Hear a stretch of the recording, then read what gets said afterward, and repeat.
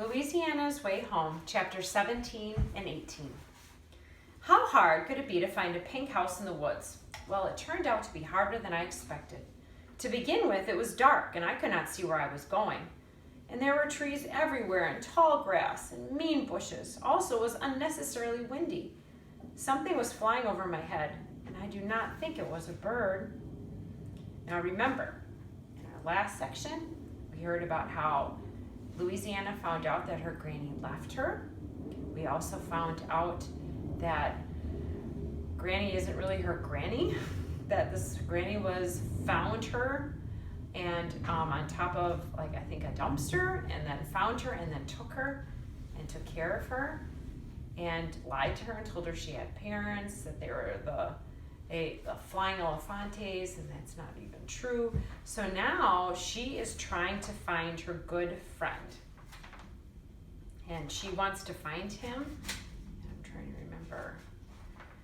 So she wanted to find Burke. Remember Burke Allen?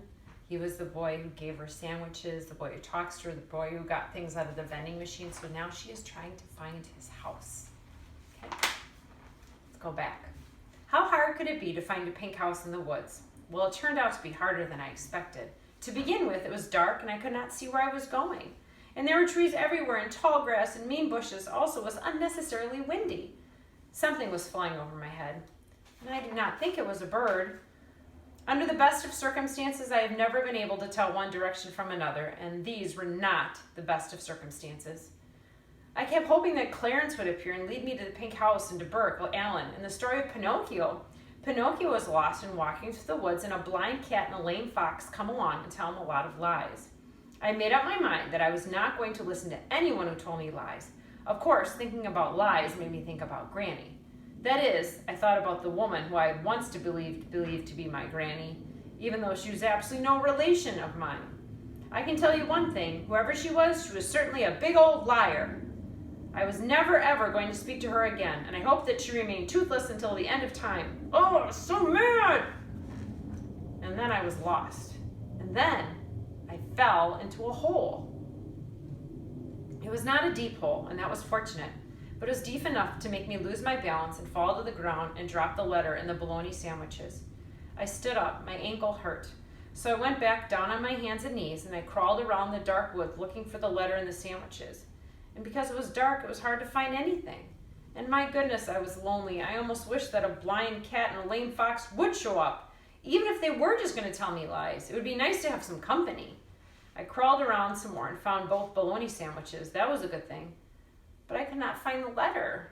The wind had taken away. It was gone, gone, gone. Just like Granny. I started to cry. I cried and I cried, but since who knew what was going to happen next, I certainly had no idea. And since it seemed like a good idea to keep my strength up in such a dark and windy world, I ate one bologna sandwich and then I ate the other one. I cried the whole time I ate them. Both sandwiches were very good. Imagine Granny lying to me about bologna. She should have put something in her letter apologizing for all the lies she had told me, including the lies about bologna. And then I remembered that Granny was not my granny and that I had lost the letter informing me of that fact. I stood up, but it still hurt to stand on my ankle, so I went back down on my hands and knees and I crawled over the ground looking for that stupid letter. I started to cry harder and louder. It was very hard to breathe, and everything smelled like bologna and a little bit like orange cheese. The world was so dark. I don't know that I'd ever encountered such darkness. So you can imagine how surprised I was when a bright light shone out of the darkness and a voice said, "What?" I stared into the light. I said, "I'm looking for a letter and a pink house and a boy named Burke Allen." And then I fainted. The next thing I remember is being carried. I smelled something sweet. I said, "What is that smell?"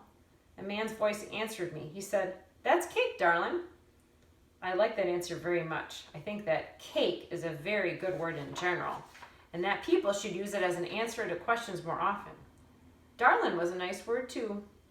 The cake smell got stronger and sweeter, and then I saw the pink house, and I was so happy that I must have passed out again, just from sheer joy. Chapter 18. When I opened my eyes, I was on a red-flowered couch, and 3 faces were looking down at me. One of the faces belonged to Burke Allen.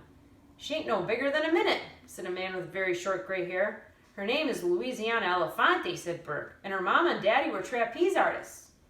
I thought she was some kind of wounded animal, said the third person. He looked just like Burke, except older. His hair was blonde, too, and cut just the same as Burke's and the old man's. I thought maybe she was a bobcat, said the blonde man, who was surely Burke's father. She was wailing like a bobcat. There ain't no more bobcats in them woods, said the gray-haired man. I know that, Daddy, said Burke's father. I'm saying that's what she sounded like. Well, she ain't no bigger than a minute. You already said that, Grandpop, said Burke. I'm saying it again, ain't I? You are all Burke Allens, I said, because it was just now making sense to me. One Burke Allen was the father, and the other Burke Allen was the grandfather, and the final Burke Allen was my Burke Allen. Burke looked down at me and smiled. Hey, Louisiana, he said. I stuck my hand up and waved at him. Hey, said Burke again, how do you feel? I feel strange, I said. Maybe it's that old curse, said Burke. What curse, said the grandfather. There's a curse upon her head, said Burke. Now, son, said Burke's father, don't go making things up. I ain't making it up, said Burke. She told it all to me. Where's Clarence, I said. No one answered me. The cake smell was very strong. The couch was floured. Did I say that already? My ankle was hurt, but not much. I felt like I was floating on a floured, cake-scented cloud. Maybe I was in heaven. Granny didn't believe in heaven, but that didn't mean I had to not believe, did it? Maybe I came from a long line of believers. Who could say? In any case, the cake smelled very, very good. What kind of cake is that smell? I said to Burke. And then there was a woman coming toward us. She had big blonde hair. She was smiling at me. She didn't look a thing like the Blue Fairy, but she smiled the same way the Blue Fairy smiled. She was wiping her hands on a striped dish towel. She said, honey, that is my famous chocolate cake. Burke said, Mama's making 17 cakes. 17, I said. 17, she said. 17 cakes. The room spun around. Burke, I said, I don't know who I am. You're Louisiana, he said. Did she hit her head, said her mother. There's a letter, I said. I tried to sit up, but I felt dizzy, and I immediately lay back down. The letter explains everything. Actually, it doesn't explain anything at all, and besides, the letter's gone, blown by the wind into the lands of no return. How's that? Said the grandfather. Lands what? We'll find it, said Burke. I don't want to see that letter ever again, I said. I started to cry. She's crying, said Burke. I see that, son, said Burke's father. Hey now, said the grandfather. He took hold of my hand, and his hand was so rough and calloused and oversized that it was like holding on a horse hoof. I cried harder. I had never held hands with a horse before. Thought she was a bobcat, said Burke's father. No bigger than a minute, said the grandfather. He squeezed my hand with his horse hoof. It hurt, but it was comforting, too. Burke, I said, Granny's gone. Gone, said Burke. Gone, I said. The world smelled so sweet. I thought I would just close my eyes.